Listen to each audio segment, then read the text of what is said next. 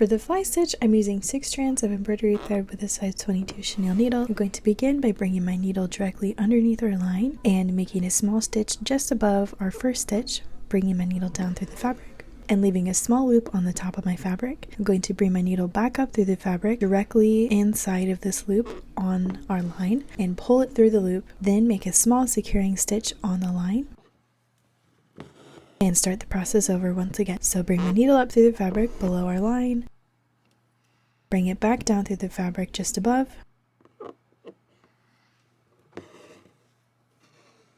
bring my needle back up through the fabric along the line through the same stitch that we secured our previous loop and secure our next loop. And I'm just going to repeat this same process through the end of our whole line here.